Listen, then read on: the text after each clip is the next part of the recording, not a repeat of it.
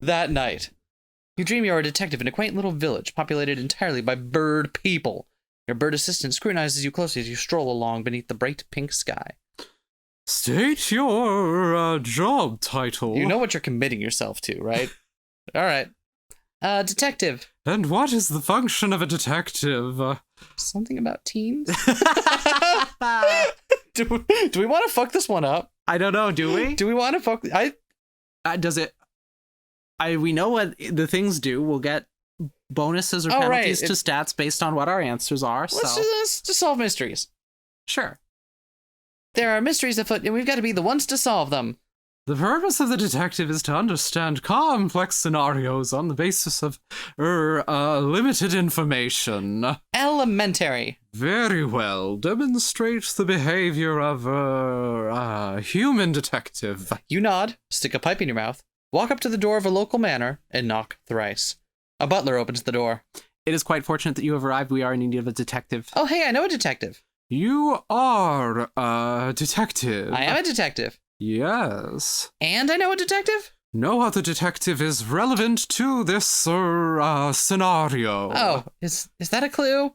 Please come into this domicile. Come into that domicile. You step into the foyer. There are large marble bird statues all around. May I offer you some seeds? No, thank you. Perhaps some grubs would be more to your liking. I think it's best if we proceed to the seat of the crime. Of course, follow me in this direction. The seat of the crime is what I just said. Oh, do we follow or do we snoop? Let's snoop. Let's snoop. I'll be right with you. I've just got to ready my detectiving supplies. That is very good. I will view you again in a short while. He walks into a closet.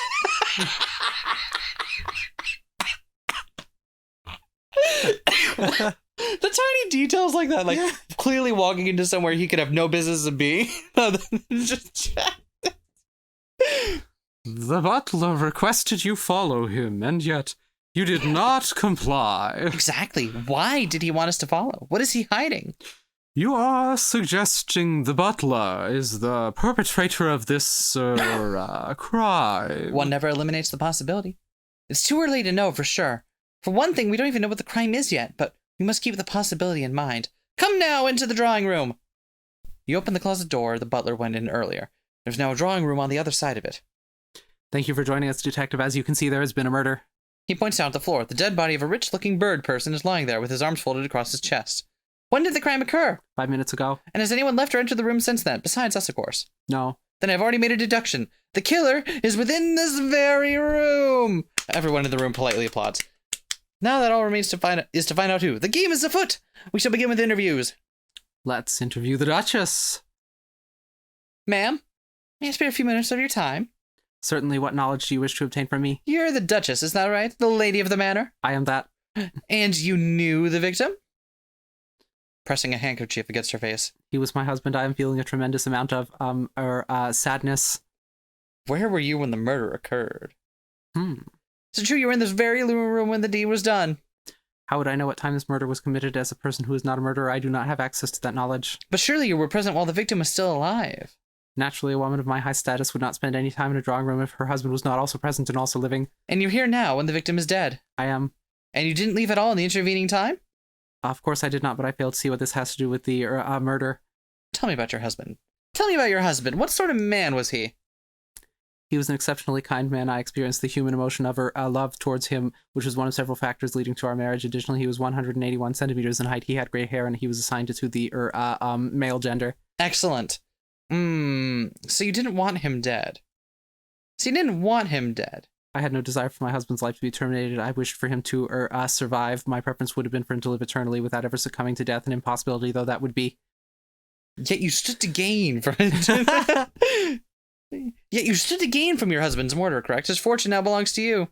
We already freely shared all of our accumulated wealth between us. I did not have any desire of financial nature which went unfulfilled. All right. Seems like Duchess seems to be in the clear. Yeah. That's all. That'll be all, ma'am. Thank you. Please don't leave this room until my investigation is complete. I will never leave the side of my husband, whether or not his body is an inanimate corpse. The pain of such an act would be too much for me to bear. Good God. They want us to actually do this? Yeah, let's interview the son. I was going to investigate the scene first. You examine the scene carefully. You find a handkerchief, an ivory chest piece, and a bloody knife. Use chest piece on knife.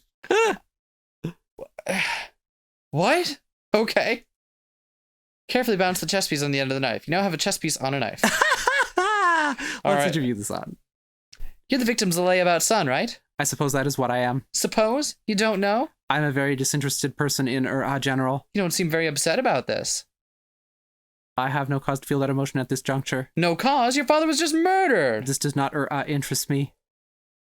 You were present for the murder, correct? If that is what you say. Well, were you or weren't you? I do not know. I didn't even know that a murder had occurred until you informed me of this fact. You didn't notice your father's murdered corpse lying right there on the floor. You're like 10 feet away from it. I did not pay it any attention. This whole event is of no interest to me. Does anything interest you? Nothing except the idea of being disinterested. Alright, well that's all for now. Don't go anywhere. I will not. I find the prospect of going anywhere thoroughly unappealing. How about the Colonel? You're the Colonel, correct? You have correctly identified me. Colonel, you knew the victim. We were indeed acquainted. What are your feelings about him? What are your feelings about him? I quite despise this individual. I'm very glad his life has been terminated. Despised. Strong language. It is actually less strong than the intensity of my emotion would demand. I had an unending hate from him. I wanted his life extinguished at all costs. But why? But why? My dislike was purely irrational. What is more, I am the type of unreasonable individual that would happily perform drastic action without sufficient justification. Furthermore, I have an identical twin. Really? What were you doing here today? I came here today to commit a murder. Oh, and did you? Yes. Was it the murder investigating right now? Yes. Oh, cool. Okay, wait here and I'll be back in a bit to accuse you in front of everybody. I will happily await this event. Do we want to interview the butler? Yes. Okay. I'd like to ask you a few questions if you don't mind. You would like to ask questions of myself? I am merely an insignificant servant. All the same. Very well. What are your inquiries? What do you know about the Colonel? Tell me, what do you know about the Colonel? He was in the military. Anything else? No. Oh, the layabout son. What do you know about the layabout son? He was the son of my now deceased master. You sort of all knew that already, yeah. That is all the information I have. Really? Nothing else? That is correct. Tell me, what do you know about the lady of the manor? She was the wife of the victim. You really don't know a lot about anything, do you?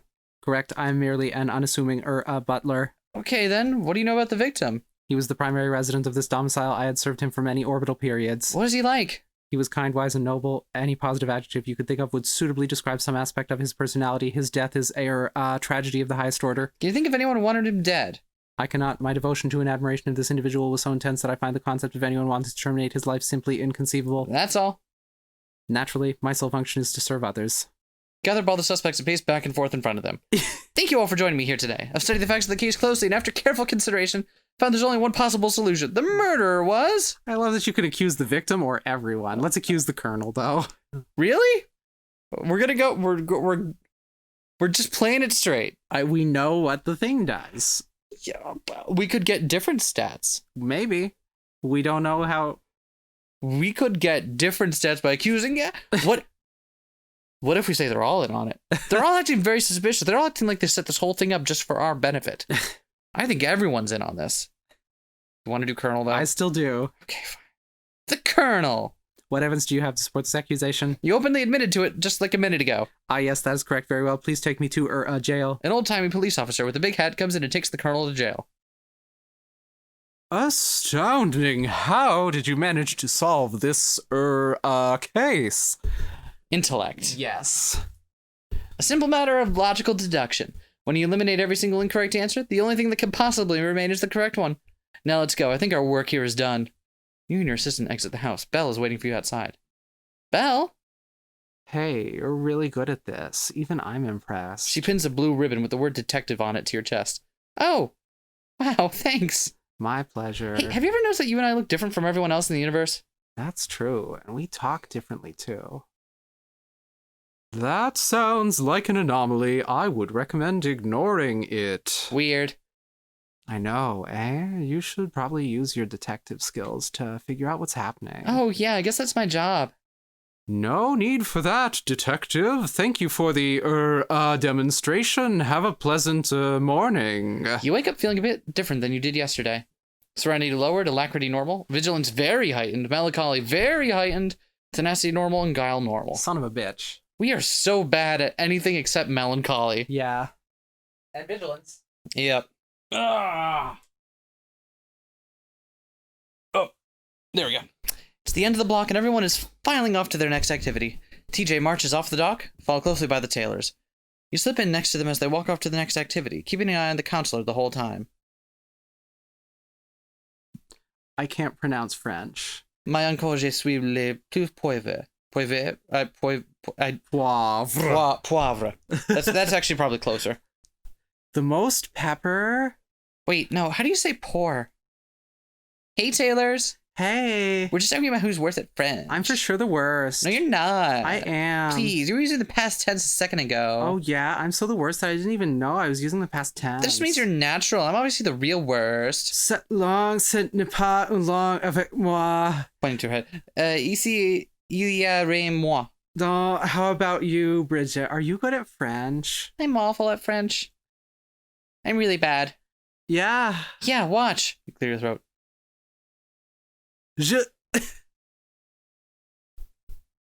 I don't know. Je ne fais pas une fille.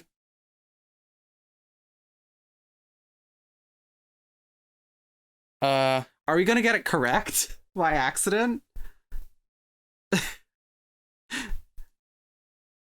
Wow, that was pretty bad. Not the worst. No, definitely not the worst, but bad. Sorry to our French viewer. I know we have at least one who's gonna call us out on that. Please do. We deserve it. Yeah. You watch TJ head down another path up ahead. Hey, catch you later. Cool. Au secours. Au revoir. I believe you mean au revoir. Au revoir. What did I say? Well, Let's follow TJ. Follow TJ. Wait until TJ's a little bit a while down the path, then start following him. Ascension seems totally focused on what's straight ahead of him, making it easy to keep him in sight without being spotted. Around halfway, he stops by the side of the road and starts picking twigs and branches up off the ground. What the? All of a sudden, you see Alicia's sail coming down the path from the opposite direction. Crap! Bushes. Bushes? You dive into the bushes and peek out as the two counselors have a conversation. Greetings, fellow human. Greetings, fellow human. I am proceeding towards my instruction area. I am returning to my place of habitation with suitable furnishings. This is as expected. We are agreed. Farewell, fellow human. Enjoy the remainder of this planetary rotation period, compatriot. Alicia keeps walking down the path towards your hiding spot. Let's don't move a muscle. You stay crouched in the bushes, trying as hard as you can not to move an inch. Hear Alicia slowly walking down the path. The footsteps stop. Under your breath. Oh, God. Alicia reaches over and grabs you out of the bushes. You squeal. You are the human being designated Bridget, Leaside. Oh, God, oh, God, oh, God. You are located within foliage. You are attempting to remain concealed. She scrutinizes you closely. What is the purpose of this, activity? Just appreciating this bush. Yes. Just trying to get a better look at this bush. You were examining landscape features. Yep, exactly. Couldn't have put it better myself. And this is a normal human function. Oh, totally. 100% normal. Very good. Thank you for the demonstration. You may either depart or continue performing this action, depending on what is the most conventional choice at this juncture. Depart. Definitely depart. You start walking backwards, trying to look casual, but after a few steps, you burst into a full sprint and book it back to your cabin. Most informative. So what do we think is going on? Clearly they've been possessed by the bird people. Yeah. Mackenzie's canoeing next to you as you tow your overturned boat back to shore. Okay, so it's not your strong suit, but think about it this way. You know how to use a life jacket better than anyone. They kind of use themselves. And you're getting really good at emptying out an overturned canoe. I don't know how to do that. You just drag it onto the dock and the water drains out. See? You came up with that so fast. Okay, well, I gotta put this expertise to use. Cool. See you back out there. Empty the canoe. You climb up onto the dock. Liz is standing there silently, staring out at the lake as the wind blows through her hair. Hey, Liz! She doesn't respond. You flip the canoe over. The water drains and spills out across the deck. Some of it gets on her feet. Oops, sorry. She doesn't react. Liz? I just don't understand. What's the point? You're not going to start talking. The point of what? Mm-hmm. The point of what? The no electronics rule, Bridget. Why are they doing this to us? No internet, no phones, nothing with a screen. How am I supposed to deal with this? I've been cut off from my whole culture for... Christ, I don't even know how long, because they took away my calendar. Oh, that sucks, eh? Sucks. That's one word for it, I guess. I'd call it miserable. There's nothing Nothing. Not only do I not have internet, I don't even have the stuff I do when there's no internet. God, I haven't heard music in weeks. Not even one song. It is almost over. Yeah? Well, hey, at least it's almost over. She grabs you by the shoulders. Not almost enough. Sorry. Oh, God. I can't do this for another 2 weeks, Bridget. I am losing my grip on reality. I'm sure it's not. I see emojis and Instagram filters in my dreams. I wake up swiping phantom touchscreens. I haven't been on Tumblr for 3 weeks. 3 weeks. Do you know how many fandoms I'm in on Tumblr? Do you have any idea how many ships I've got going? No. Less than an inch from your face. 7, Bridget. 7 ships. Please don't kill me. She stares at you for a few seconds, then lets you go. Are you okay? Yes, I'm fine. She's having bird dreams about apps. She closes her eyes, as if reciting a mantra. Elizabeth 14 INTP she/her. Elizabeth 14 INTP she/her. Elizabeth 14 INTP she/her. Absolute trash. She takes a deep breath. We're fine. Everything's fine. Oh, good. I'm going to go lie down. If Canoe Guy asks, tell him I went back to my cabin. You look over at Dan, who's standing waist deep in the lake and staring up at the sky. Yeah, probably not going to come up. She's getting bird dreams about internet culture. Is that what that is? I don't know. Cassidy Woods. Look to your left, look to your right. Of the 2 humans you have observed, 0 have wing structures that can aid them when they have become situated in a forest.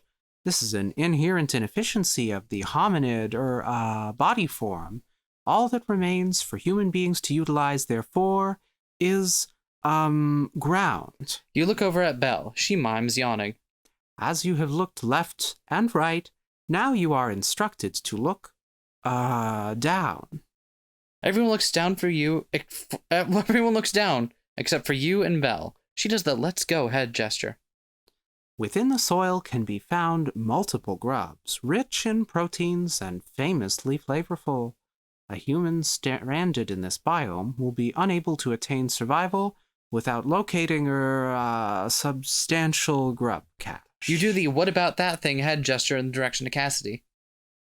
Now place your faces adjacent to dirt and begin sifting with your nose. Belle does the don't worry about it facial expression and starts heading up the trail. After a few seconds of indecision, you run after her. You go for the classroom students who scored 10 grades, and the classroom student who retains the most grades will be designated as the flying canting student. Why do birds talk like a Kennedy? Why is that what we've decided on? You catch up with her. Jeez, Cassidy is acting really weird. Huh? Grubs? Oh, Cassidy Woods. Yeah, sure. Is there another Cassidy? Sorry, I know a Cassidy back home. Friend of yours? She a friend of yours? She was. She was my best friend, if I'm being honest. Like, one of those best friends where, like, the 2 of you plan out your entire lives together, You nod. I mean, like, we literally wrote out a life plan on an actual piece of paper back when we were kids. After high school, I was going to go to Humber College to get a legit PI license. She was going to go to U of T to become a doctor. Then we'd rent a cool old house downtown and run a detective agency out of the ground floor. We'd stay best friends and roommates forever and then die on the exact same day while reading mystery novels to each other. It hadn't been updated in a while. I need like that gif of Chang yelling. Gay! Sounds like you 2 were close. Sounds like you 2 were really close. We were super close. We did all the classic kid stuff. Sleepovers, dance parties, matching rainbow loom friendship bracelets. We even had the heart emoji on Snapchat. Wow, it's tough to get the heart. Yeah, but looking back on it now, I don't think we were ever fully on the same page about what exactly our friendship meant. I was things kind of came to a head recently. It got awkward. Oh, So yeah, she doesn't really want to be friends anymore. I'm sorry. It's fine. Anyway, what were you saying about Grub Lady? Not important. What do you want to do with our free afternoon? Walk in the woods sounds nice. Good idea. Walk in the woods it is. The two of you walk along a little side path through the woods. After a while, Belle takes a small flask out of her pocket. Is that alcohol? Yep.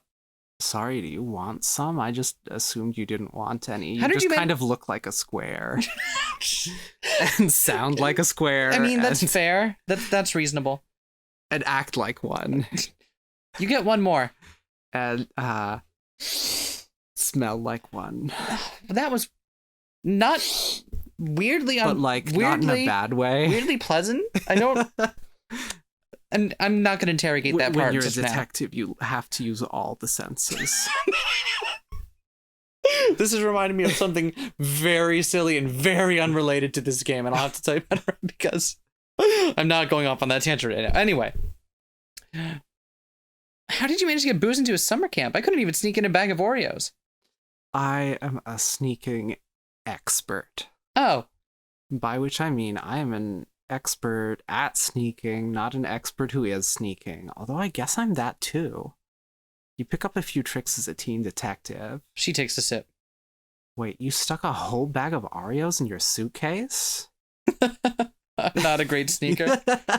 Oh, we don't have enough alacrity to. Oh, Damn it. I'm not a great sneaker. I'm not that good of a sneaker, in case you hadn't noticed. I actually had a complete sneaking failure today. Whoa, details. For some reason, I had this urge to track TJ Swim back to his cabin this morning. All the counselors were acting so weird, I just wanted to see what was going on. You were detectiving? I guess I was. That's amazing. I didn't know you had it in you. I don't, though. That's the thing. Alicia caught me snooping and I freaked and ran away. The only thing I saw was the counselors talking like robots. It's not exactly new information. Well, you gave it a shot. You're still an amateur after all. And probably going to remain one for the foreseeable future. So where are we going? Where are we going? I don't know, honestly. I've never been on this trail before. We're kind of running parallel to the camp, but also a little northeast. I'm not sure where this leads, if it leads anywhere, but it'd be a fun thing to find out, right? As long as we don't get eaten by a bear. Sounds good. As long as we don't get eaten by a bear. Don't worry, I've seen the bear statistics. We're fine. Have the bears seen the bear statistics? You round a corner. Whoa! The path comes to an end at a very small clearing up ahead. Sticking up from the ground is a rusted metal pole about 10 feet high. What the hell? Is that? You walk over and grab the length of the rope that's dangling off the pole. Belle crouches down and picks up a grungy, mostly deflated ball off the ground. Tetherball. Damn! Camp Tetherball. I remember Camp Tetherball. That was the shit. Why would anyone abandon a tetherball court? I have no idea. I'm sure you could just dig it up and move it. Weird. She tosses you the ball. You instinctively catch it. Ugh. You throw it back to her and she bats it away. Yeah, not as fun when it's not attached. She wipes her hands on her shorts. A secret abandoned tetherball court. Interesting. You sure it's a secret? I mean, we didn't know about it, but... Nah, if other people had been here recently, there'd be evidence. I think it's just us. Oh. You stand there looking at the pole for a while. Hey, Yeah? nothing. Let's head back to camp. Okay. You dream you are a college student on a campus populated entirely by bird people. A bird fellow student scrutinizes you closely as you walk to class beneath the bright pink sky. Hey, state your job title. College student. And what is your function of a college student? How do we want to play this one? I don't know. Get trashed and party all night? To discover yourself. Or get in it. Honestly, the purpose of a college student is to get those little 2 letters that then say that you can apply for jobs now. And then not get those jobs. And then instead not get work those the jobs same still. job that you did before. Except now, oh my god. Nope, not doing that right now. To discover your, let's go a little Sure. while. Yeah. School's the time for sorting things out, you know what I mean? I'm here to find myself. The purpose of the college student is to come to a new understanding of her self. You know it. Very well. Demonstrate the behavior of a human college student. All right, shall we go to class? What is our class? Well, let's find out. The bell rings. Time to go to class. And what knowledge will we be acquiring in this class? Sailing class? Yeah! Shall we go to sailing class? Why not? It's sailing class next, I think. I do not believe this educational institution offers instruction in how to operate a sailboat. Huh? Oh, I was really looking forward to that for some reason. It is inconsequential. What variety of education will we be receiving today? For some reason. If only I knew what reason. Physics, obs. The two of you sit down in class. The bird professor stands up and begins his lecture. Physics is defined as the field of study concerning the properties of energy and matter. It is our fundamental tool for making sense of the operation of the universe, and one of which we humans have extremely limited understanding. Nevertheless, I will attempt to educate you. Is there an individual within this room that would like to demonstrate the mathematical equation that was assigned for external study during the educational session which most recently preceded this one? You raise your hand. I see that a college student has raised her hand, and furthermore that the purpose of the hand-raising motion is to indicate a willingness to perform a task or provide an answer. Very well, college student, proceed. Good, they picked up on that from the last time with, what was it, TJ Swim? Yeah. Yep. You stand up. How about we... Perform it from memory? Yeah, let's fucking go. You step up to the chalkboard and start writing out a long mathematical equation. The entire class watches in amazement as you do a bunch of math stuff on top of your head. After a good 5 minutes, you write A+ in the lower right-hand corner of the board and circle it a bunch of times. Eureka! The whole class gives you a standing ovation. Some sort of bully figure in the back row slams his fist on the desk in anger and walks out of the auditorium. Professor, feverishly applauding. We are in the presence of a true scientific genius. No instruction of mine could compare to such a brilliant performance. This session is summarily dismissed. Everyone throws their graduation caps up into the air.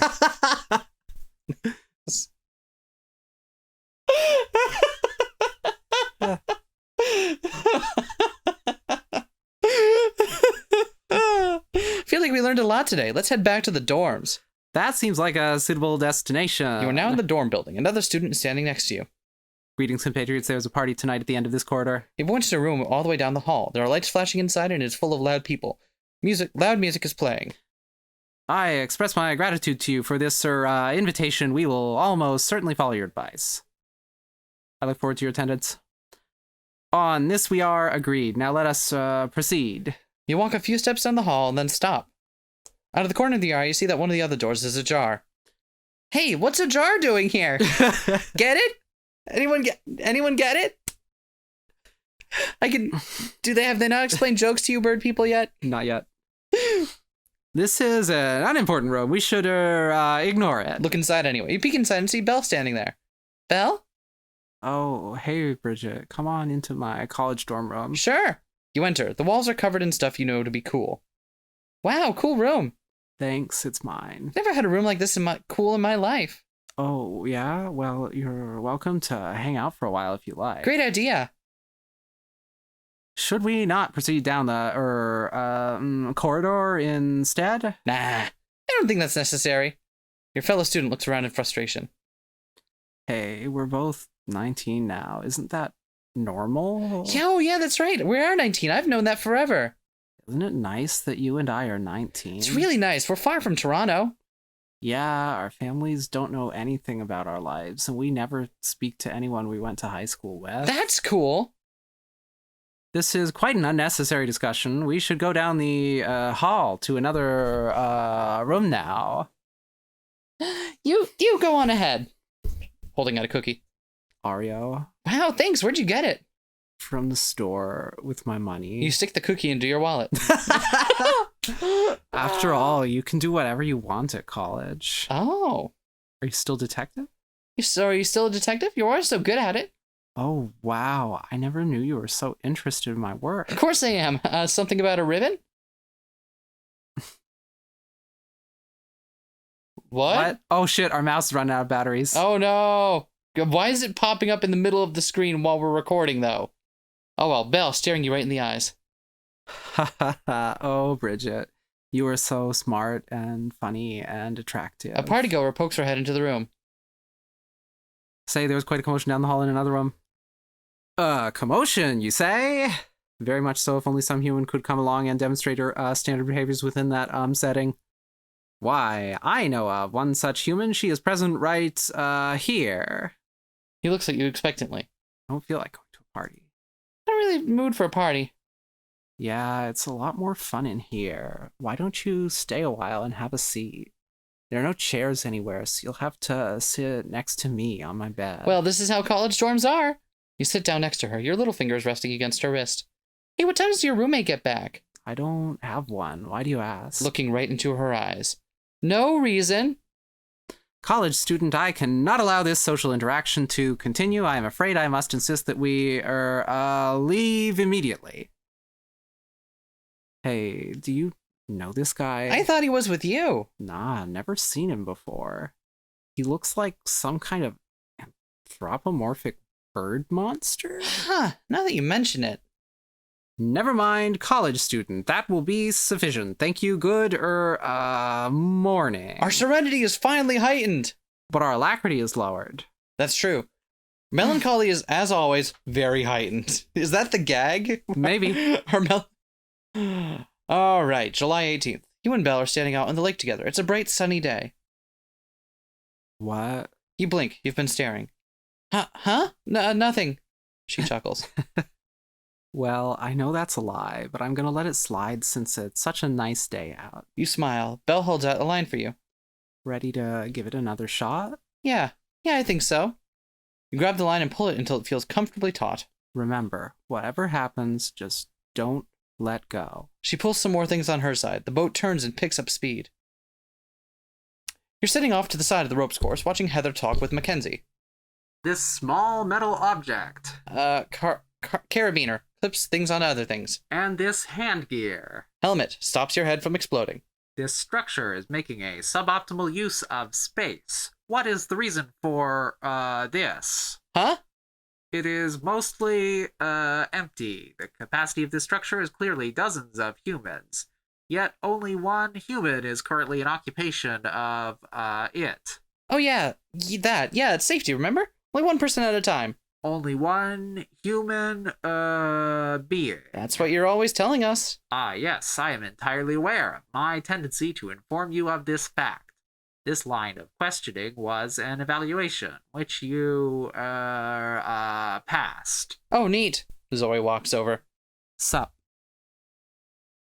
Hey, Zoe. Mind if I sit down? You gesture to the ground. Be my guest. She sits down and watches Heather point at things for a while. You'll have to get up there sooner or later, you know? What, on the ropes course? That's not true, especially if not if things keep going like this. I mean, you'll have to confront your fear of heights. I don't think I can, or I don't think I'll have to. I think we'll have to. So I don't think I can? Yeah. I don't think I can. I think you can. I think anyone can. I'm not the same as most anyone's. You're underestimating yourself. I'm really, really not. Well, what do you think it is that makes it so hard? The knowledge that my body could... Yes. The knowledge that my body could explode into a billion pieces like those in those YouTube videos where they drop a watermelon off a bridge, probably. I mean, people can get really hurt when they fall. Like, really, really hurt. I would rather avoid that, you know? I've never seen anyone get hurt here, though. Livy kind of sprained her ankle last week, but she's fine now. There's a first time for everything, and if anyone could do it, it'd be me. See, that's just a negative attitude. It's a true attitude. I can barely stay balanced at ground level. Zoe holds up her hand. Let me tell you a story. First year I ever went to camp, I was 8 years old, and I was terrified, scared out of my mind. My mom tried to put me on the bus, but I just refused to let go of her. I had a super strong grip, too, so that was no joke. It took 2 full-grown adults to pry me off her and stick me in a seat. But once the bus started moving, I knew that there was no way out of it, so I said to myself, okay, Zoe, you can't be scared anymore. I just decided to not be afraid. And you know what? Before we were even out of the city, everything was all good. I was totally confident, and camp turned out awesome. Okay. I guess what I'm saying is everyone should do that for all their fears all the time. Can we change the subject? Can we talk about something else? Oh, yeah, sure. Sorry, dude. Sorry. I know you're trying to help. I mostly figure stuff out by myself, though. It's cool, man. I get it. You need time to psych up. No big. The two of you watch Heather as she repeatedly clips a helmet open and closed. Oh, hey, did I tell you about Liz? No, what about her? Chuckling. Oh, man, she was talking in her sleep last night. I heard her from my bunk, very animated. I think she was dreaming about being on the internet because she kept talking about faves and reblogs. Wow, it's really getting to her. Eventually, she was just going like, good shit right there or something, like over and over again. I was not following. Just laid back. Some good shit right there. Mm-hmm. Yep. Oh, a little more. Oh, that's the that's the good stuff.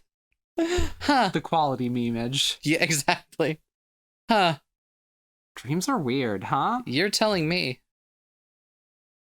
You're sitting next to Liz and Mackenzie, mostly failing to operate a pottery wheel. Liz slumps back on her stool and lets out an exasperated sigh. Logan, what the hell are we even doing? Logan gruff. Language.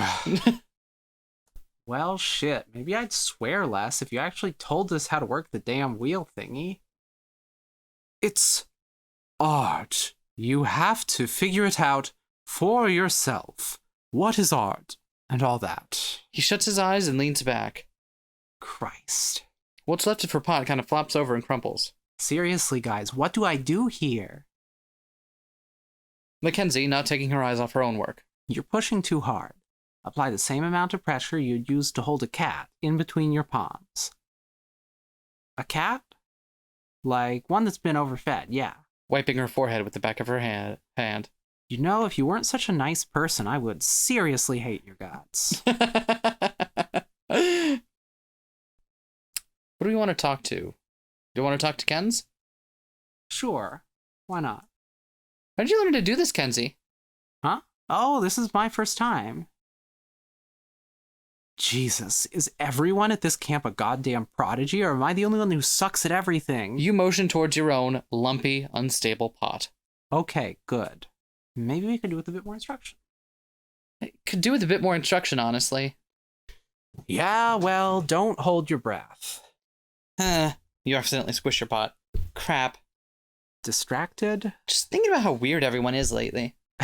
Lately. Did you notice the camp directors weren't at lunch today? They weren't? Yeah, and neither were our section heads. Katie was. Fine, Katie was, but not Catherine, and I haven't seen either of them since. Wait, what? How many people are missing? I mean, I wouldn't say they're missing.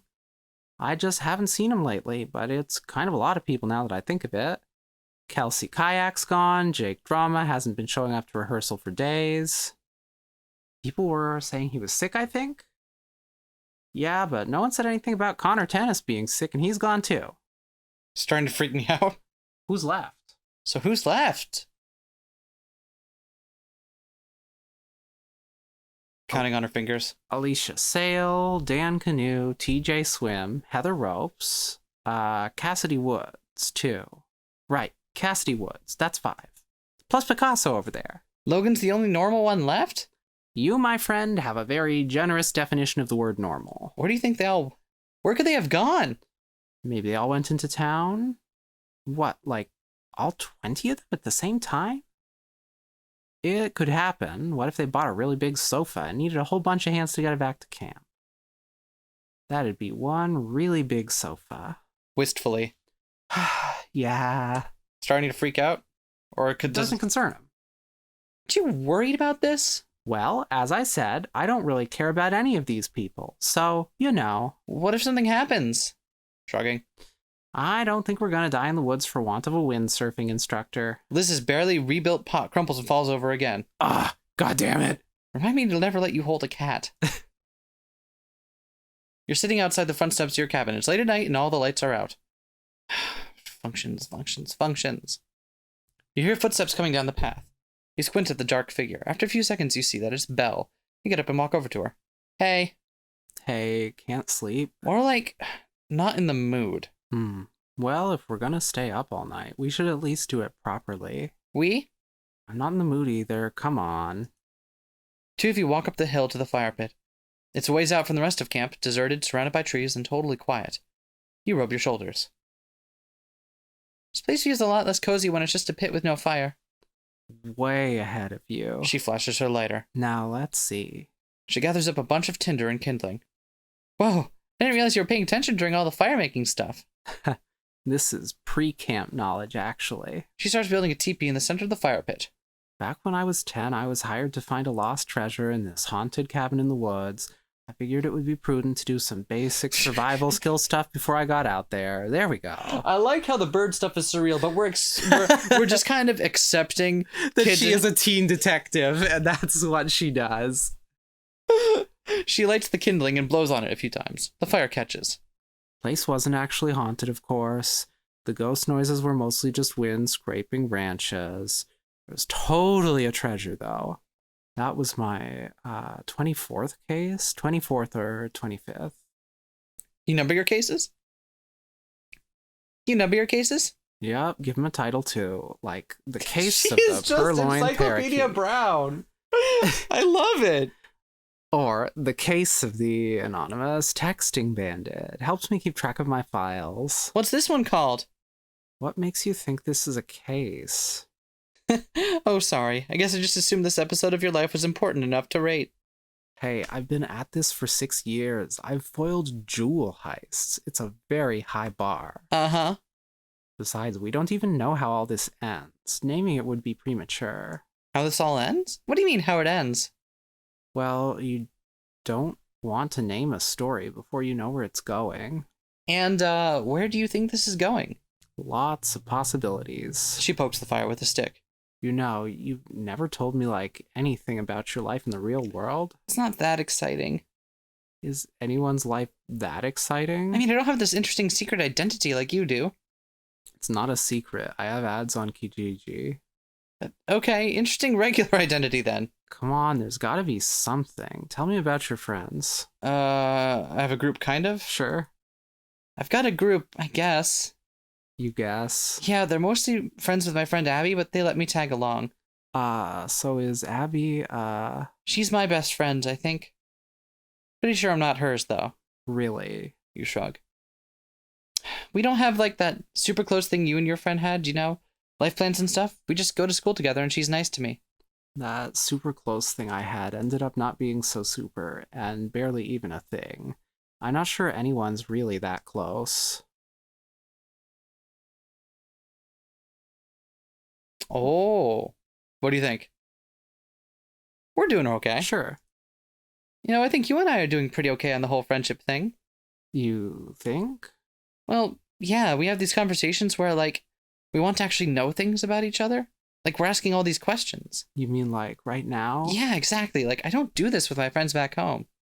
Well, partially that's because we just met. Remember, like 5 days ago? God, is that all? It feels longer. Time has no meaning here. She waggles her fingers around. You know my name before them, though. When we first met. She stops waggling. I asked around. Why? I was curious. I know nothing about you, and I wanted to know more than nothing. And what'd you learn? Besides my name, I mean. Shrugging. Nothing. Nothing? I mean, I asked, but honestly, no one had any dirt on you. Even Taylor M came up empty. It was very intriguing. Huh. You're surprised? I'm amazed you took an interest. It's just people rarely take an interest in me and like that. It's weird.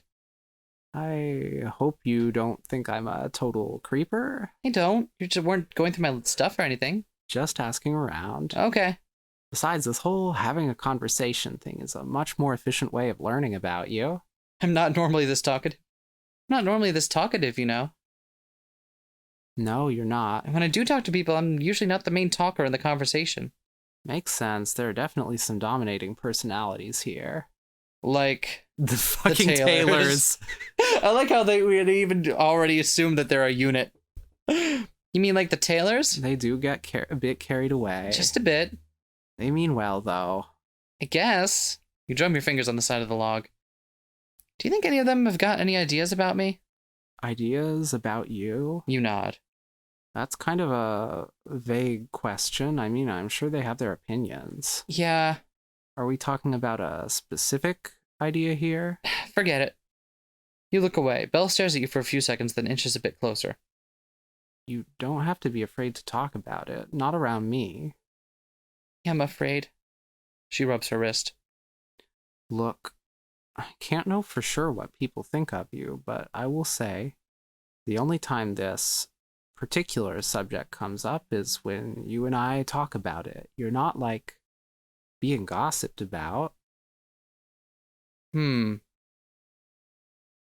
I guess that's a relief, or we can feel it. I don't know. I swear I can feel it. I feel the suspicion on me. It's just lurking there underneath all those questions. I was talking to Taylor on the dock the other day. Which Taylor? Doesn't matter. That's true. It doesn't. Talking to her, and it was this question like, how far have you gone with a boy or whatever? And she was asking, I saw this flash behind her eyes, like she was thinking something. I could swear to God. Nodding. I know that flash. You stare at the campfire. It can mean a lot of different things, though. How do you know it? How do you know that flash? Interrogations, micro expressions, and all that. Why is she so fucking competent at this? but also, if we read on, not. Oh. And other stuff. She bites her bottom lip. Look, Bridget, you and I are in the same boat. Literally, but also figuratively. I've never been interested in boys either. I have my detective excuse, so I can usually deflect the boyfriend questions, but still, I can see the wheels turning when people ask. And I know that if I was in their place, my wheels would be doing the same. So I get it, honest to God. Doesn't it bother you? Or I don't know what to say. Oh, does it bother? Doesn't it bother you? What other people think? Well, yeah. But also, you pause. Don't you just constantly feel like you're doing things wrong? Feeling things you're not supposed to be feeling? Thinking things? It seems like nothing ever gets to you, but how does it not? You're breathing a lot faster now. Hey, it's okay. Just relax. It's like all the time, Belle. It never lets up. Like I'm constantly freaking out nonstop and I don't know what to do. See, it's the constantly that concerns me here. It sounds like you're just letting it bounce around in your head. Around and around and around, just letting it build up and get worse. It's not good when stuff snowballs like that. I know. I'm just saying, if you felt like it, you might find it really helpful to just get it all out of your system, get everything out in the open. Wait. Does Belle know what's going on and suspect we're behind it somehow? Because she's seen us in the dream thing. So maybe she thinks we're orchestrating the birds somehow? I don't know. You open your mouth but can't think of the right thing to say. If that's all I'm saying. I'm afraid. I'm fine. Maybe I think we're afraid. your tears start to well up in your eyes. It's just scary. Yeah, I know. She puts her arm around you and you collapse crying into her lap. It's okay. It's all good. You stay down there crying for a while. After a few minutes, you raise your eyes a little bit. Sorry. Don't be. You ready to sleep? You shake your head a little. Birds. Birds? Shutting your eyes. Birds in the dream. Don't want. Shh, that's right. Birds are the dream. You're the real worst. She gives you a little rub on the shoulder. Anyway, is Belle doing this to us? Is Belle the reason? I don't think so. Are we getting baited? That night, you dream that you're in the middle of an empty gray plain, under an undulating black sky. The only thing for miles around is a gray replica of the campsite you just fell asleep at. You see yourself and Belle cuddled up next to each other on the ground. A familiar bird approaches. Hey! He doesn't seem interested in you. Hey, you, bird guy! No response. You aren't going to ask me anything? There is no need. All necessary reference material has been gathered. Reference material? Affirmative. Our understanding of your society's cultural and legal norms is sufficiently comprehensive for the time being. He walks past you towards a swirling white vortex in the far distance. Wait! He stops. State your job title. The bird very slowly turns around. You see the faintest hint of a grin flash across his beak. Expropriator. He bursts apart into hundreds of small black feathers. You watch them as they blow away in the wind, and you're looking up. You realize the throbbing blackness above you isn't a cloud at all.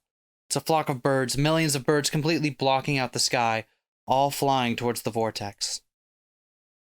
Black feathers begin to rain down from the sky. But, whoa! Bridget, Ah! are you okay? Ah!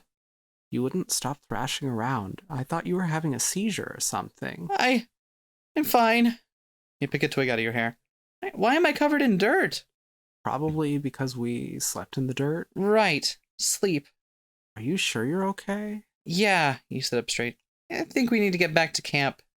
Head back. Head back down the path. It's just me, everything's really quiet right now.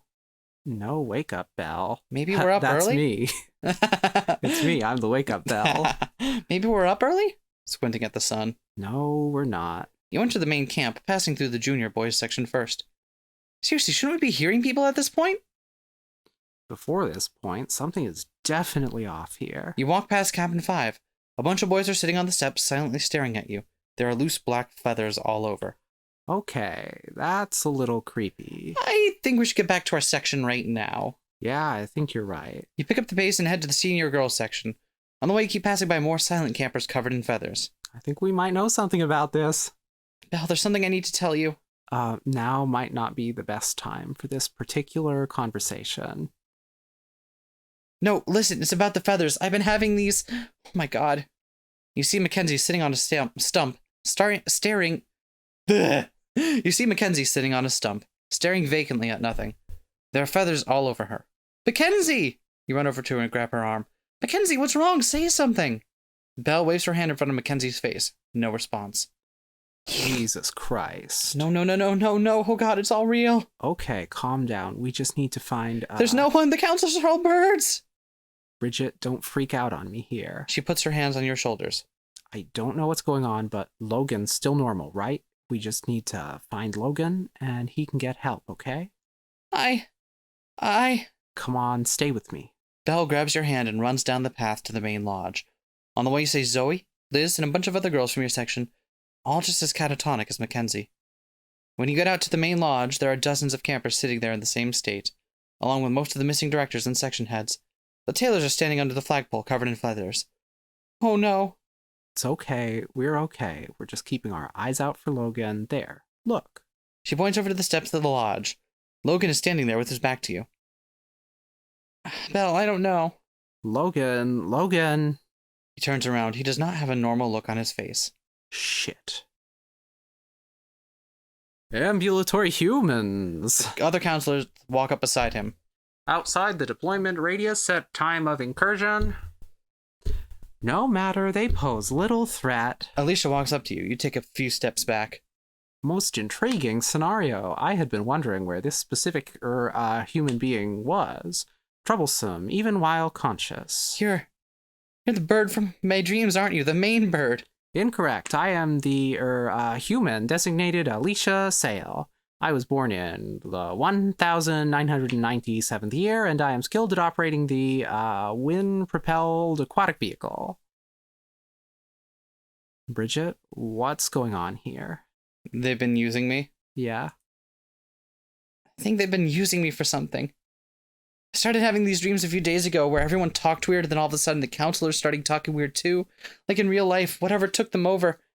I think when I'm dreaming, they're reading my thoughts, or they're using my brain as a doorway or something? I don't know, but they're not human. Okay, I'm starting to think I might have underestimated the seriousness of this situation. Alicia. Almost certainly correct, but also irrelevant. We are now in total control of this summer camp, and you will be neutralized immediately. What have you done to everyone? Do we want to know? Sure. What have you done to everyone? What is permissible under law? Through our observations of human custom, we have discerned the following. Dan Canoe. First, that a species of lower cognitive function may be subjugated to a species of higher cognitive function for purposes including but not limited to consumption, transportation, service, and garment making. Second, that younger humans are inferior in rank to older humans. Third, that humans with superior strength and ability may legitimately exercise control over those with inferior strength and ability. Fourth, that legal authority is defined with regard to controlled land. Fifth, that conquest is a valid form of land acquisition. Through the exercise of these principles, we have secured legitimate control over this area, and therefore it has become ours. The human sovereignty over this summer camp is a terminated concept, and those humans that will not become vessels for bird consciousness will be eliminated as a matter of principle. Wait! No! Wait! There is no more waiting to be done. But there's a custom you're forgetting. A legal thing. Belle shoots you a confused look. Alicia arches an eyebrow. We have to do a summer camp Olympics! It is too late to try and deceive us, human. It's the truth. Whenever there's a dispute at a summer camp, you have to hold this big sporting thing to settle everything once and for all. Yeah, that's right. Summer Camp Olympics, definitely. It's a tradition. And also like in all the camp movies. You've been reading my mind. You know it's true. The counselors consult with each other. The human does speak the truth. You have experienced this memory? I have. It is as she says. Two groups participate in sporting events simultaneously, and the group with superior skill is the victor. Its narrative import in human mythology is frequently paramount. A complication. I do not approve. It is concordant with the third principle. According to the information I have gathered, it seems to be an annual occurrence at this location. We are the most skilled humans in the vicinity. Our victory in such a contest would be assured. Very well, the human being named Bridget Leaside. We are obligated to act within the legal framework of this culture, and so we shall do. A summer camp Olympics will be conducted, and control of this area will be transferred to the victor. The bird grouping will consist of the 6 counselors that stand before you. The human grouping will consist of you. I hope for the sake of your species that you have been thoroughly training over the course of the summer. Well, hope we need anything but alacrity and vigilance. Huh. Yeah, me too. You're holding onto the side of the dock, listening as Alicia explains the rules. A handful of catatonic campers watch the proceedings from the diving tower.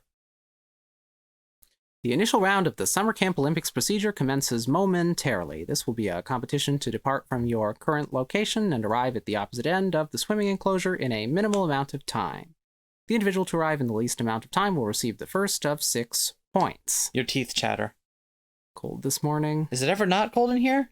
No, I guess not. Do you think you're ready for this? As I'll ever be. Ready as I'll ever be, I guess. She shoots you a thumbs up. That's the spirit. TJ Swim pointing at you from the lifeguard chair.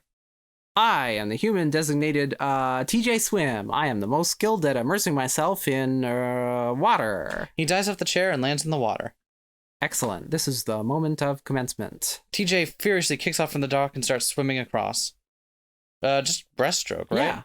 Yeah, just let's do that. kick off from the side of the dock and start doing a breaststroke. Technique is a little rusty, but you feel like you're making time. However, before you can even get a third of the way across, TJ has already reached the other side. Victory has been accomplished by the human-designated TJ Swim. A point is awarded to the grouping containing the human-designated TJ Swim. You slap the water in frustration and swim back to the side of the dock. It's okay, that was just the first round. Swimming was one of my better... You climbing out of the water. Swimming was like one of my better ones. Belle, what the hell are we going to do about when we get to climbing? Don't worry about that just yet. Some of the counselors walk over. On the contrary, that would be the most logical course of action. We are the most skilled humans in all areas of competition. Your skills here were inadequate to defeat the human-designated TJ Swim, and so they shall be in all future rounds. Man, whatever. Get out of here. We shall do exactly this. Proceed at once to the area designated Nature Area. They all turn to leave. I look forward to my impending victory. You and Cassidy Wood stand next to each other in the middle of the woods. Alicia Sale stands before you, pointing at the ground. The second round will be a straightforward grub-finding competition. The finder of the most grubs is the winner of the grub-finding competition. Damn, I knew we shouldn't have skipped out on grub talk. Can't we do anything else? This isn't normal camp stuff. Specific competitions were not stipulated in the official rule set of the Summer Camp Olympics as described to and understood by us. Grub finding is an activity which falls under the category designated nature. Thus, it is valid for these purposes. But we don't do grub finding. That's what I'm saying. Then you are certain to starve regardless. This isn't fair? Is complaining gonna help us? I don't know. Let's try complaining. This isn't fair. Yeah, you're messing around with the rules on the fly. How are we supposed to compete? On the contrary, this is an absolutely fair competition. The individual of superior ability engages in a contest with the individual of inferior ability, and the person of superior ability is victorious. A scenario of this type will commence momentarily. This is bullshit. Whatever. Let's just do this. Very well. You get down on the ground and put your face right by the dirt. I am the human designated Cassidy Woods. I am the most skilled at continuing to live within a woodland habitat. She joins you down on the ground.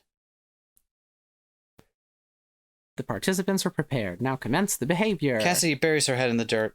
We don't have enough vigilance. Crap.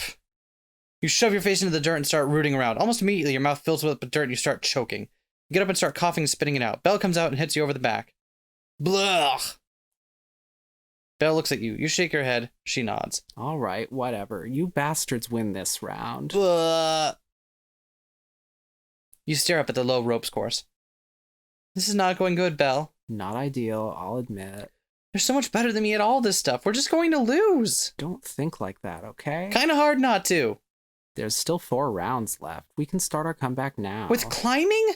You know I can't do this. No, you're afraid of doing this. That's 2 different things. Easy for you to say. I'll, She takes your hands. I'll be right with you, guiding you along, okay? Okay. Just please don't let my head explode. I promise I will not let your head explode. You strap on your helmet and start the course. Belle stands by at the side, ready to be a spotter. The first individual to reach the opposite end of the lower ropes course structure will be the winner of the 3rd round, and they will earn a point accordingly. I'm the human designated... Oh, sorry, that's you. I am the human designated Heather Ropes. I am the most skilled at elevating my body through the manipulation of simple machines. Alicia nods.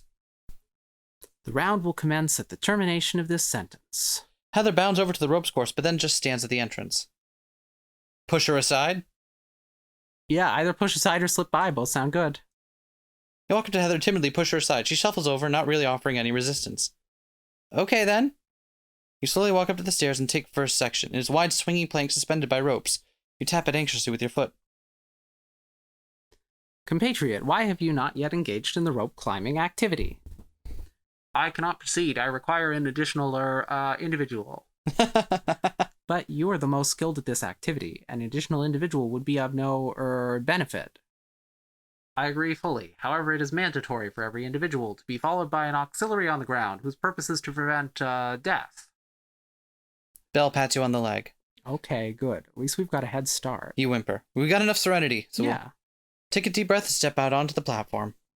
Your legs are shaky, but you grip onto the hand ropes for stability. Alicia and Heather keep talking as you slowly but surely make your way across the plank. I will serve in the purpose of auxiliary human. Still not moving. Very good. You glance back at them for a second, then keep pressing forward. An auxiliary individual has been assigned, and yet you still do not proceed. What is the reason for this? Go for it. Only one individual is permitted to occupy one portion of the structure at any time. Bridget, did you hear that? Not really my main focus right now. She won't go up on the course as long as you're on there. You just have to get to the end and you win. Doesn't matter how slow. Oh, okay, that's actually good. Step onto the next platform. Get to the end of the plank and hop the small wooden platform that separates the first and second sections. First section vacated. We may now proceed. She climbs over the plank in a matter of seconds. Awaiting vacation of second section. Alicia watches you intently as you look over the next section. It's a Burma bridge, a single-foot cable with 2 hand ropes on either side. Okay, this is basically the same as the last one, only there's less of it. You gulp. Oh, we got enough guile to walk across, though. Yeah, let's guile. Take a deep breath and step out onto the bridge. You stumble a few times, but manage to get to the next platform in one piece. See, there you go. Nothing to it. Yeah. You look up over the hanging tires that make up the next section. Swing. Okay, these are tire swings, right? Right. So I swing on them? I guess? You leap onto the first tire. You feel kind of queasy as it swings back and forth. God, why the hell does Zoe think this is so fun? You swing on to the next tire. Alicia frowns. I grow concerned. By what means will we achieve victory in this situation? Victory is not attainable as long as the human individual remains on the structure. Why did you not inform me of this possibility before we proceeded with this activity? The purpose of the instructor is to impart knowledge of relevant rules and regulations to the campers. You are not a camper. Therefore, the aforementioned function does not apply to our communications. You swing from the last tire to the platform before the final section. Get on the monkey bars. You reach out for the monkey bars. God. Last section. There's literally nothing to stand on this time. I won't let you fall, okay? You better not. You grab on and start swinging across. You're barely up there for a minute before you start to feel your fingers trembling. Feel like you might slip at any moment. But we've got tenacity. Yeah. You bear down on the bars and keep swinging across. How much acity have we got? 10. Like how we both held up 5 because we knew the other one was going to.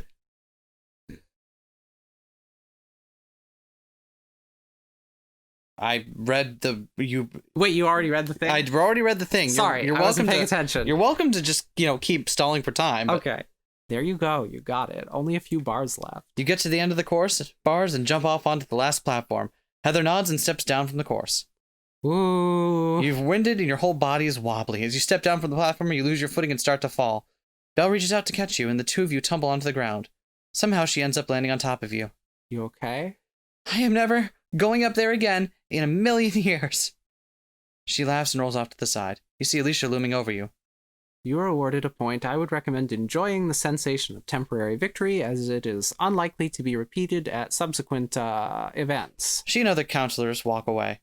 She's a real buzzkill, huh? Belle dumps a bunch of random art supplies on your desk. I don't understand why you didn't tell me about any of this weird dreams bleeding into reality stuff before. I mean, would you have believed me? I don't know. I have seen a physical manifestation of the internet try and murder someone, but no, probably not. Wow, I've seen that Buffy episode. Anyway, it's fine. You're here to help me now. You're not gonna need my help on this one. There's no way these things can beat you in an art contest. You sound so sure of that. You sound awfully sure of that. Because I know you're awesome, and I figure out people for a living, so I should know, right? Are you blushing? Blushing. No. She winks. Go get 'em. Belle goes over to the back of the room. Under your breath. Okay. One thing at a time. Alicia stands up on a chair. The fourth round is an art competition. The best producer of art will be awarded a point designated merit in art production. Logan stands up and points at you. I am the human designated Logan Crafts. I am the most skilled at the performance and or creation of art. Alicia nods approvingly.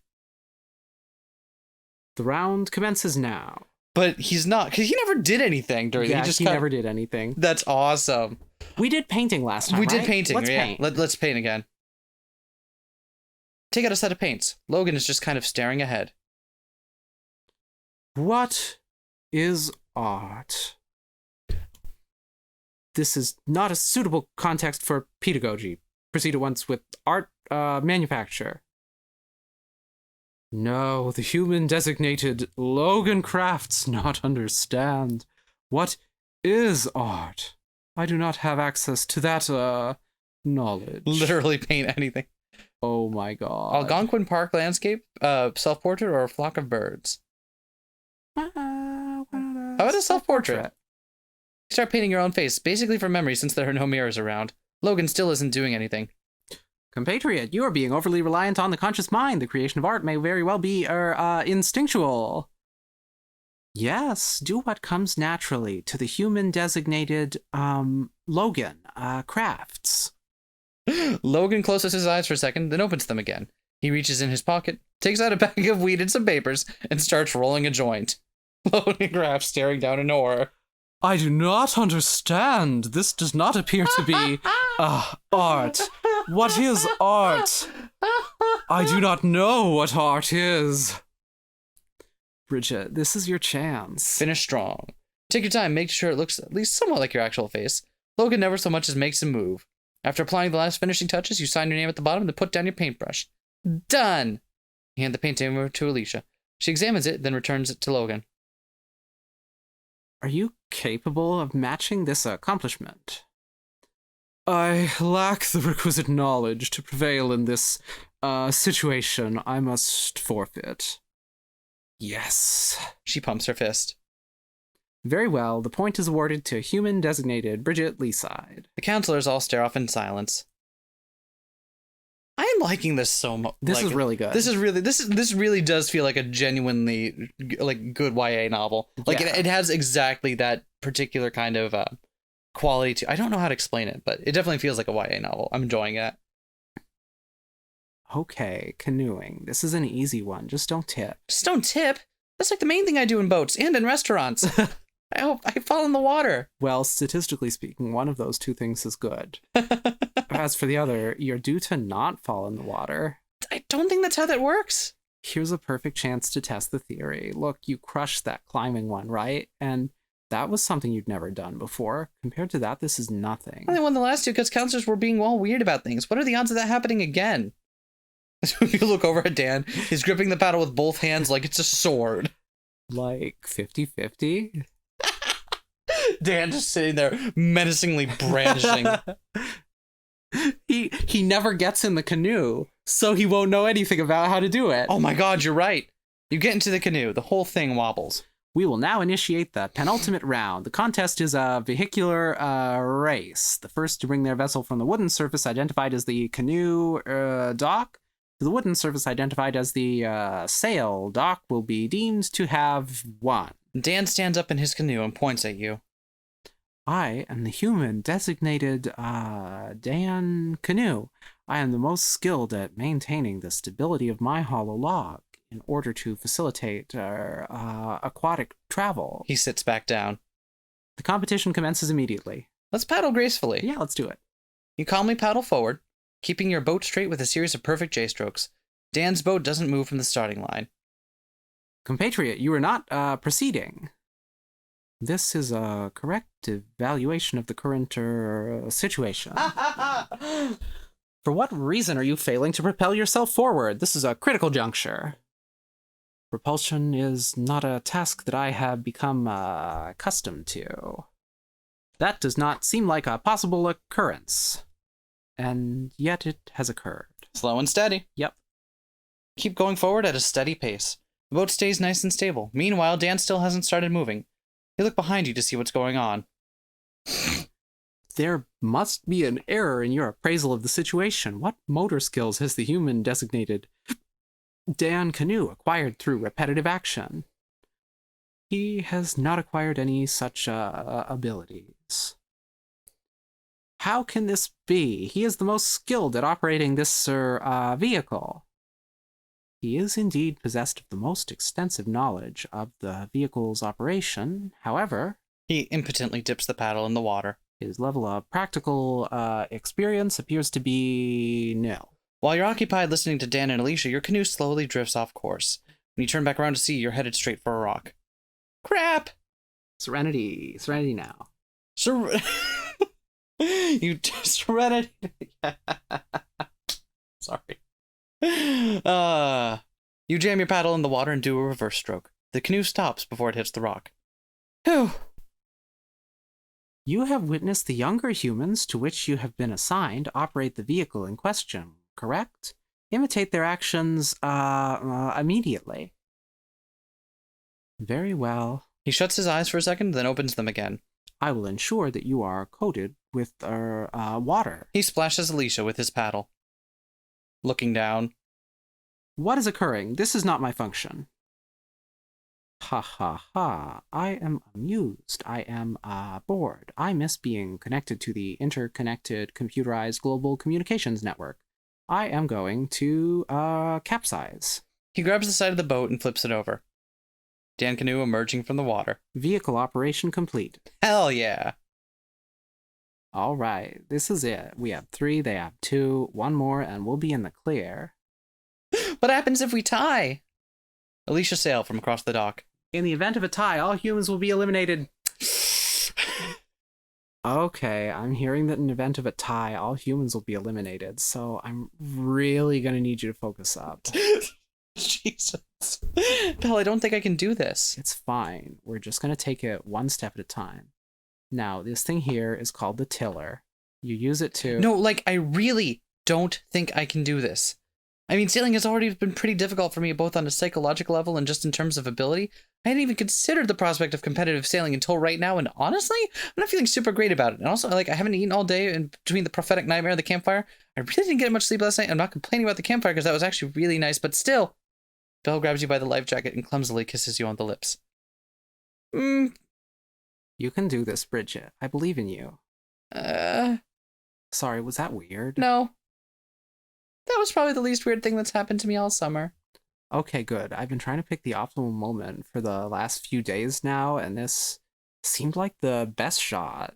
Really? This over the campfire? I might have chickened out on a previous occasion. Or the beach? Or the tetherball cord? Okay, multiple previous occasions. Probably would have been fine with it that first time on the sailboat, honestly.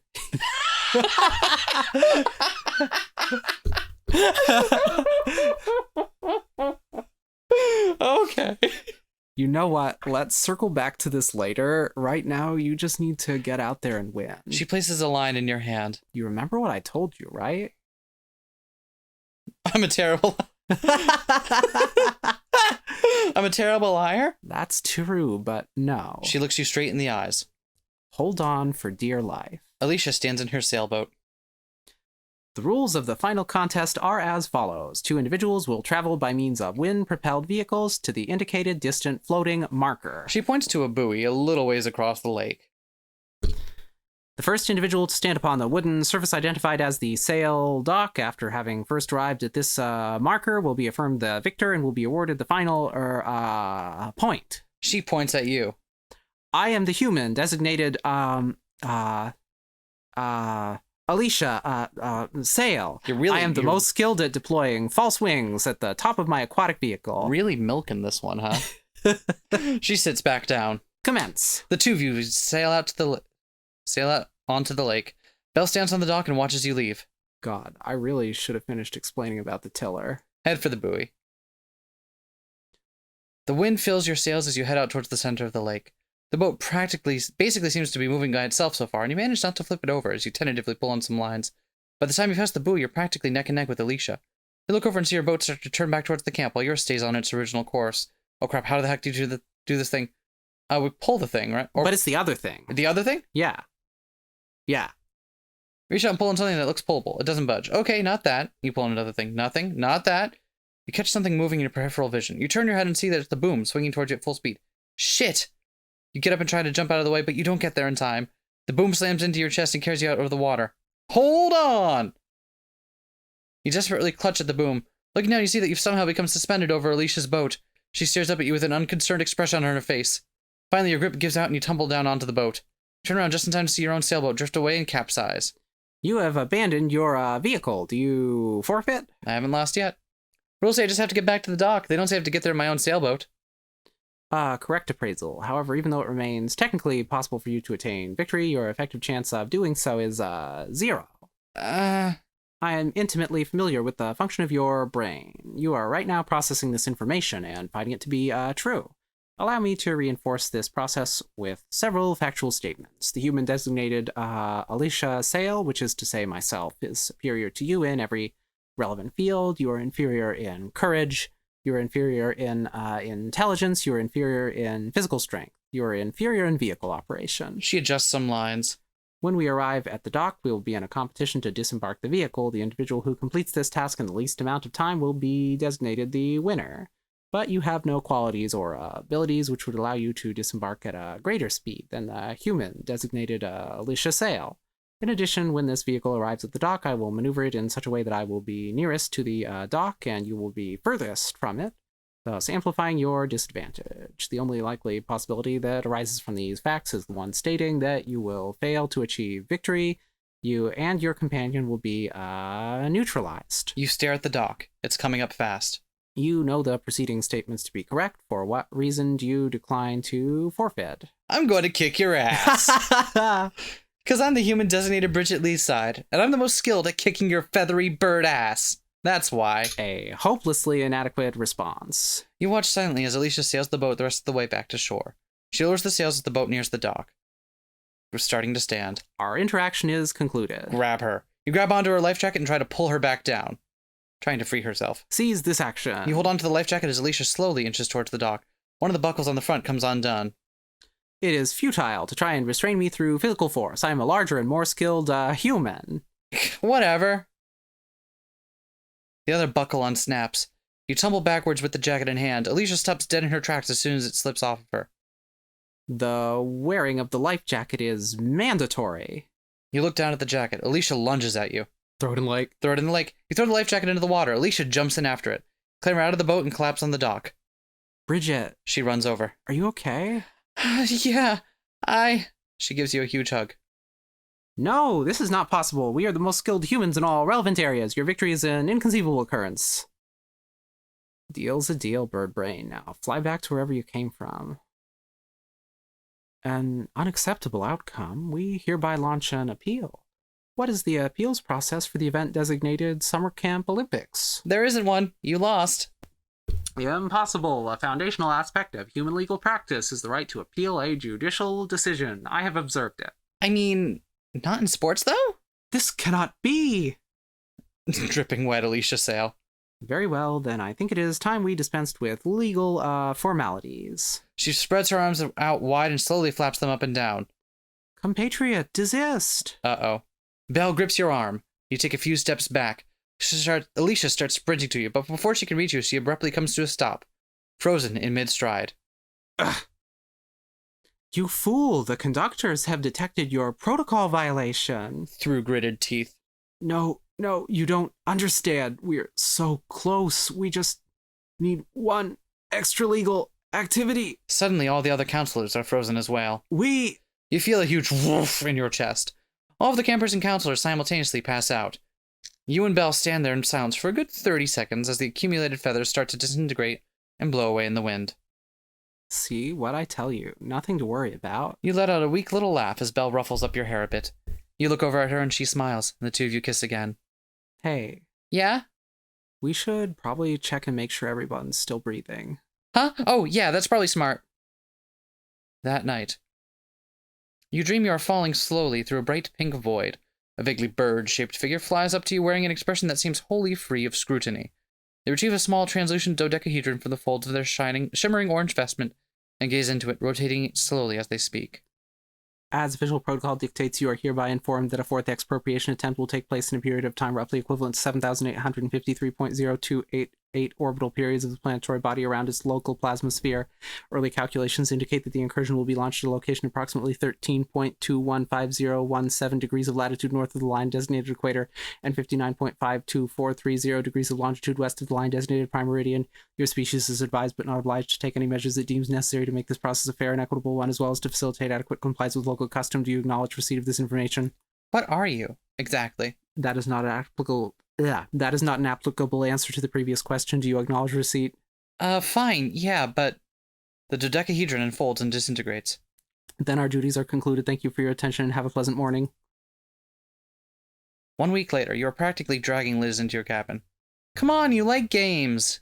Euchre does not count as a real game. God, what I wouldn't give to have a controller in my hands right now. Yeah, well, we've got playing cards. Just a few more days. Hey, at least we have Uno. Don't remind me. Liz. Yeah, I know. It came free with my fucking Xbox. Liz stops you before you go into the cabin. Hey, do you know what's up with Belle lately? Up? Yeah, she's been sneaking out of her bunk like every night for the last week. And she's in an unusually good mood, too. Figured she might be going on secret missions or something? No idea. Why would you ask me? Because you two are like best buds now or whatever. You're sure you don't know? Nope. No, you don't know, or you're not sure? Are you hiding something from me, Lee side? Don't be ridiculous.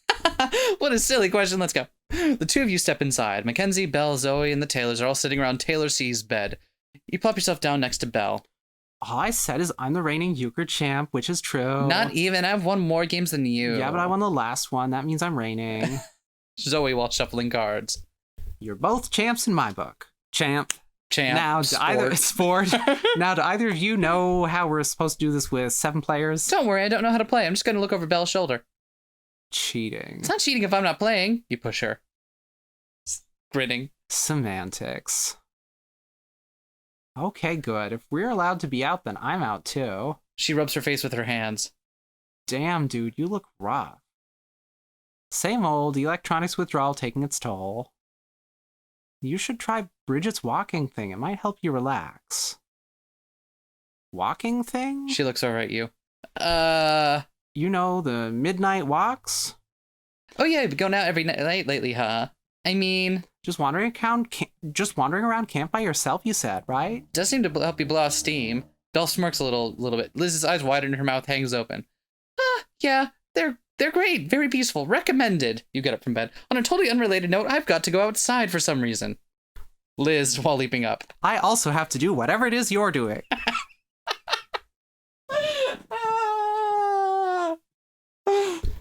The two of you run out of the cabin. Oh my god, oh my god, oh my god, oh my god. You drag her away from the door. Out of earshot, idiot. I knew it. She starts repeatedly jabbing you in the arm. I knew it. I knew it. I knew it. I knew it. I knew it. I knew it. I knew it. I knew it. Oh, quit it. Quit it. You and her. You look around. That one for Miles. Yes. She lets out a happy squeal. Ah! But you can't tell anybody, okay? It's a secret. Are you sure? Because my instinct right now is to tell like 10,000 people. You grab her shoulders. Liz, you do not go all Taylor M on me right now. You have to keep this quiet for real. No one else knows. Okay, but can we at least talk about it a little? Fine, yes. You glance around again. A little. What do you want to know? I don't know, like, when did it start, and where was your first kiss, and who kissed who first? And did you tell each other you liked each other before the kiss or after? And how did you know you liked her? And how long have you known you like girls? And how long has she known? And do people back home know? And is she the first girl you've ever been with? And are you in love with her? And are you officially calling yourselves girlfriends? And do you hold hands all the time when we aren't watching? And what's your favorite thing about her? And do you make out all the time? And is it awesome? Okay, steady. Come by with Belle tonight and we'll tell you everything. She applauds and then pulls you into a hug. And yes, we make out all the time and it's awesome. Ah! Incoherent melting noises. After a few more fits of squealing, Liz heads back inside. You stay out staring at the camp. Eventually, Belle comes out and joins you. Hey. Not playing either? Nah, once Zoe started in about how we had to have sub-teams within the teams, I kind of tuned out. Plus, Elizabeth wouldn't stop winking at me, and it was starting to freak me out. Yeah, about that. She figured it out, eh? I promise we fill her in on everything tonight.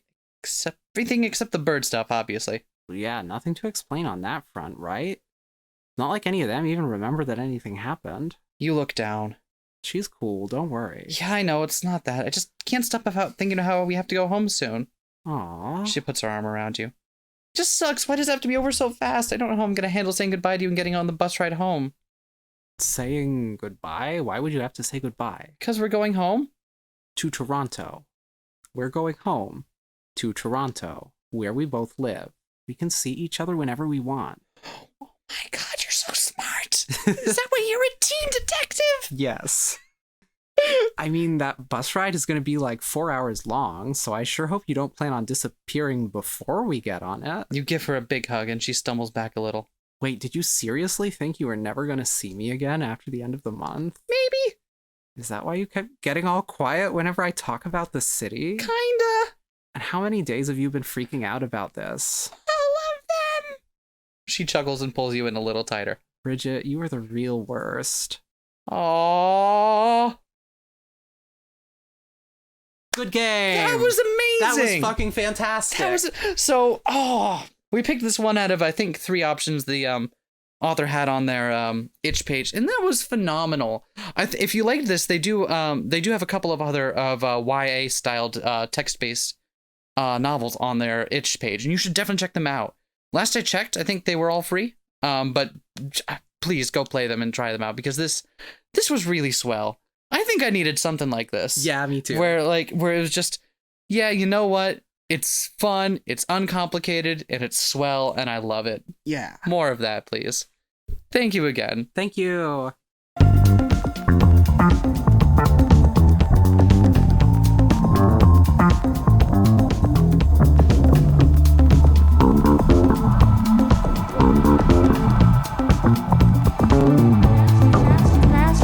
Smash that like, comment and subscribe.